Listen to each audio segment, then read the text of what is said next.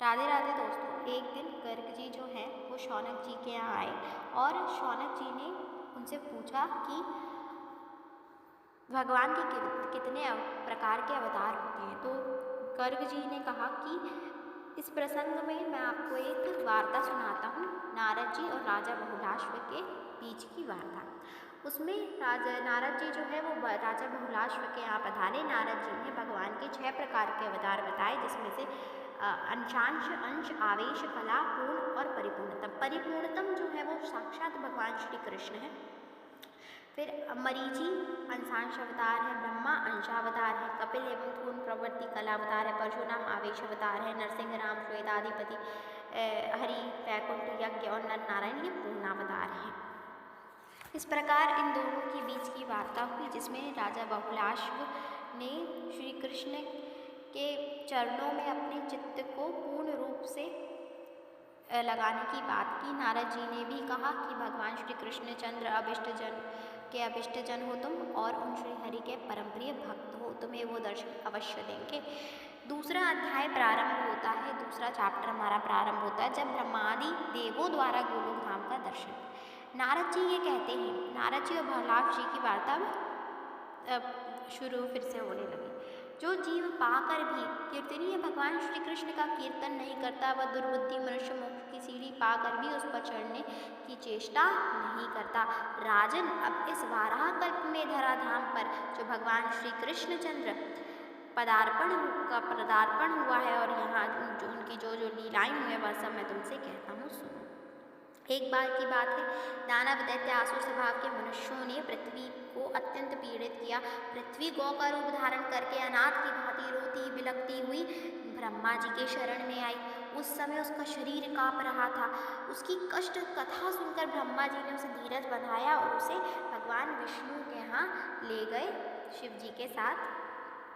वहाँ जाकर ब्रह्मा जी ने चतुर्भुज भगवान श्री विष्णु को प्रणाम किया और अपना सारा अभिप्राय निवेदन किया। लक्ष्मीपति भगवान श्री विष्णु उन उद्विग्न देवताओं तथा ब्रह्मा जी से इस प्रकार बोले। श्री भगवान ने कहा, क्या कहा श्री भगवान ने? ब्रह्मन, आप साक्षात भगवान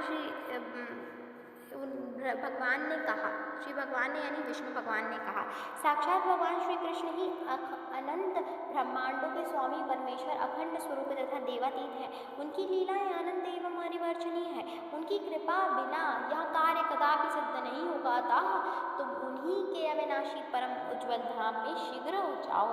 ब्रह्मा जी बोले, आपके अतिरिक्त कोई दूसरा भी यहाँ मैं नहीं जानता। यदि कोई दूसरा भी आपसे उत्कृष्ट परमेश्वर है तो उसके लोक का मुझे दर्शन कराइए। श्री नारद जी कहते हैं, ब्रह्मा जी के इस प्रकार कहने पर परिपूर्णतम भगवान विष्णु ने संपूर्ण देवताओं सहित ब्रह्मा जी को ब्रह्मांड शिखर पर विराजमान गोलोक धाम का मार्ग दिखलाया। वामन जी के पैर के बाएं अंगूठे से ब्रह्मांड के शिरोभाग का भेदन हो जाने पर जो छिद्र हुआ वह ब्रह्म द्रव्य से परिपूर्ण था।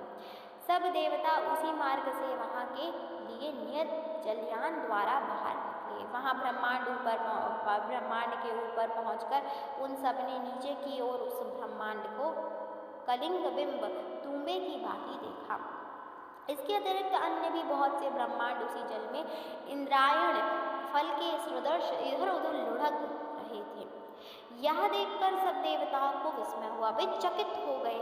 वहां से करोड़ों योजन ऊपर 8 नगर मिले, जिनके चारों ओर दिव्य चार दीवारी शोभा बढ़ा रही थी और झुंड के झुंड रत्नादिमय वृक्षों से उन पुरियों की मनोरमा बढ़ा रहे थे। वहीं ऊपर देवताओं ने विरजा नदी का सुंदर तट देखा, जिससे विरजा की तरंगें टकरा रही थी। वह तट प्रदेश उज्ज्वल रेशमी वस्त्र के समान शुभ्र दिखाई देता था।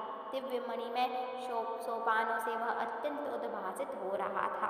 तट की शोभा देखते और आगे बढ़ते हुए देवता उस उत्तम नगर में पहुंचे, जो अनंत कोटि सूर्यों की ज्योति का महानिपुंज जान पड़ता था। उसे देखकर देवताओं की आंखें चौंधी आ गईं। वे उस तेज से पराभूत हो जहाँ के तहाँ खड़े रह गए। तब भगवान विष्णु की आज्ञा के अनुसार उस तेज को प्रणाम करके ब्रह्मा जी उसका ध्यान करने लगे। उसी ज्योति के भीतर उन्होंने एक परम शांतिमय साकार धाम देखा। उसमें परम अद्भुत कमल वर्ण 1000 मुख वाले शेषनाग का दर्शन करके सभी देवताओं ने उन्हें प्रणाम किया। राजन, उन शेषनाग की गोद में महान आलोक में लोकवंदित गोलोक धाम का दर्शन हुआ, जहाँ धामाभिमानी देवताओं के ईश्वर तथा कर्णाशीलों में प्रधान काल का भी कोई वश नहीं चलता। वहाँ माया भी अपना प्रभाव नहीं डाल सकती। मन, चित्त, बुद्धि, अहंकार 16 विकार तथा महत्व भी वहाँ प्रवेश नहीं कर सकते। फिर तीनों गुणों के विषयों में तो कहना ही क्या है। वहाँ कामदेव के समान मनोहर रूप, लावण्यशालिनी श्याम सुंदर विग्रह कृष्ण पार्षदा द्वारपाल का कार्य करती थी। देवताओं को द्वार के भीतर जाने के लिए उद्वत देख उन्होंने मना किया। हम सभी ब्रह्मा विष्णु शंकर नाम के लोकपाल और इंद्र आदि देवता हैं। भगवान श्री कृष्ण के दर्शनार्थ यहाँ आए हैं। अब श्री नारद जी कहते हैं, देवताओं की यह बात सुनकर सखियों ने जो श्री कृष्ण की द्वारपालिका के अंतःपुर में जाकर देवताओं की बात कह सुनाई। तब एक सखी जो सचंद्राना नाम से विख्यात थी, जिसके वस्त्र पीले थे और जो हाथ में बेंत की छड़ी लिए थी, बाहर आई और उनसे उनका अभिष्ट प्रयोजन पूछा।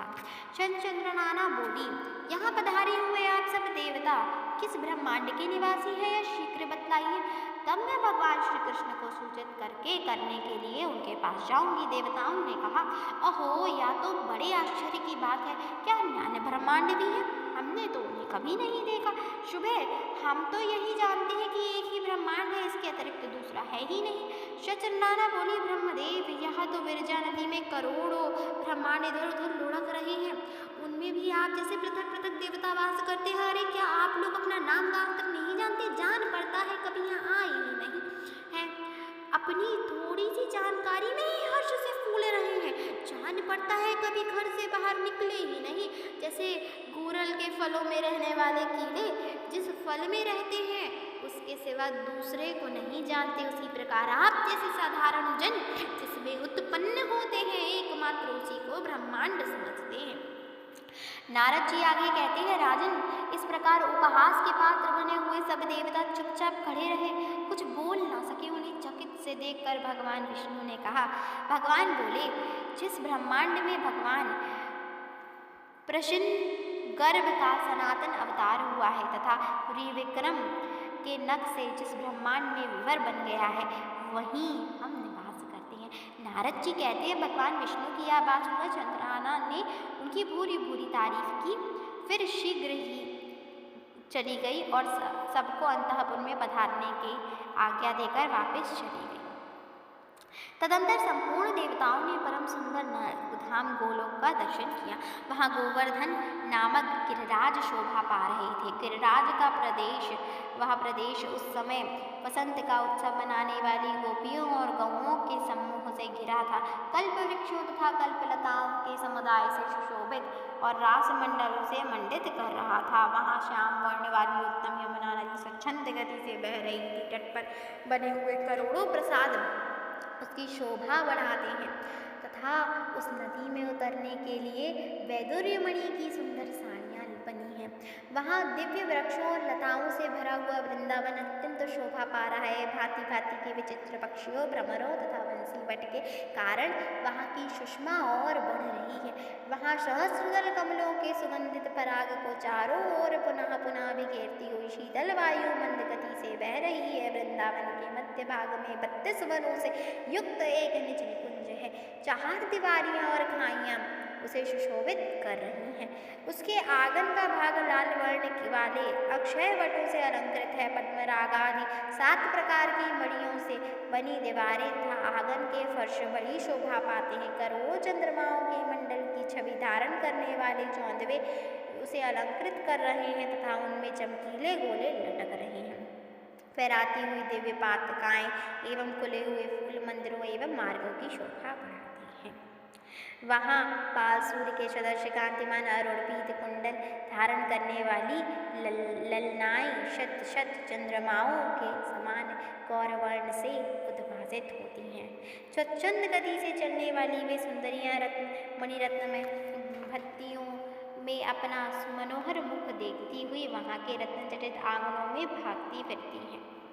वहाँ द्वार द्वार पर कोटि कोटि मनोहर गौओं के दर्शन होते हैं। वे गौएं दिव्य आभूषणों से विभूषित है और श्वेत पर्वत के समान प्रतीत स्थित होती हैं।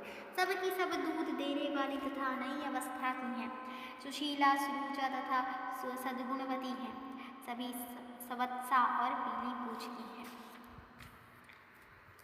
उनके घंटों तथा मंजीरों से मधुर ध्वनि होती रहती है। कंकड़ी जालों से विभूषित उन गौओं के सींगों में सोना मढ़ा हुआ है। वे सुवर्ण तुल्यहार एवं मालाएं धारण करती हैं। उनके अंगों से प्रभा छिटकती रहती है। सभी गौएं भिन्न भिन्न रंग वाली, उजली, काली, पीली, लाल, हरी, तांबे के रंग की, कहीं कहीं का वर्ण धुएं जैसा है।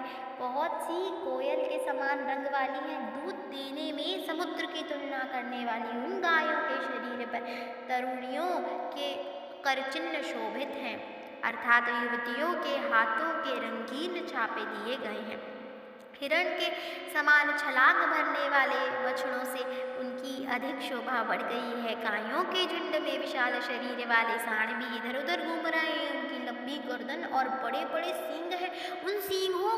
उन सांडों को साक्षात धर्मधुरंधर कहा जाता है। गौओं की रक्षा करने वाले चरवाहे भी अनेक हैं।